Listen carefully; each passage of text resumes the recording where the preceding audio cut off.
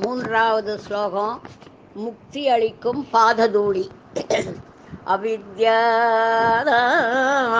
அந்தஸ்திமிரமிகிரத்வீபநகரி ஜட்டானாம் சைதன்ய தபகமகரந்தஸ்ருதிஜரி தரித்ராணாம் சிந்தாமணிகுணனிகா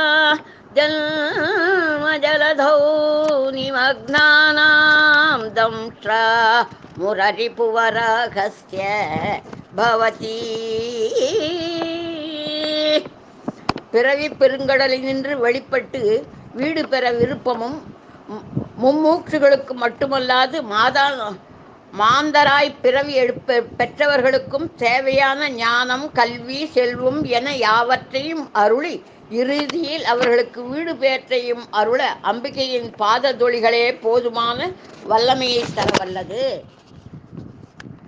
அம்பிகையின் ஹ்ரீம் என்னும் பீஜ மந்திரம் மாயா பீஜம் மற்றும் சிந்தாமணி பீஜம் என அறிவிக்கப்படுகிறது.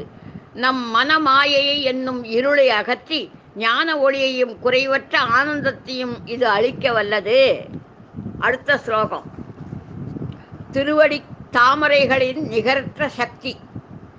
त्वदन्यपाणिभ्याम् अभयवरतो दैवतगणः त्वमेका नैवासि प्रकटितवराभीत्यभिनया भयाद्रातुं दातुं बलमपि च वाञ्छासमधिगम् शरण्ये लोकानां तव हि चरणावेव निपुणौ. அம்பிகையே உலக உயிர்கள் அனைத்திற்கும் அடைக்கலம்.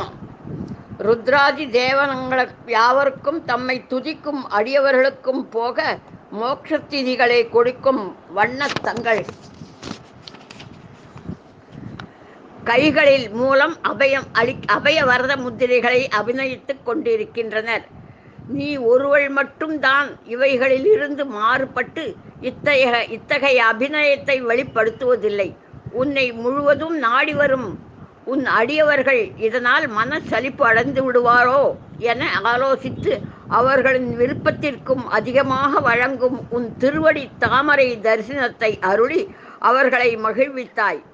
இவ்வைபவமே உன்னை மற்ற தெய்வங்களை காட்டிலும் மேன்மை அடைவதாக வெளிப்படுத்துகின்றது அந்த தாமரை வடிவம், தங்களது பாத தூளி.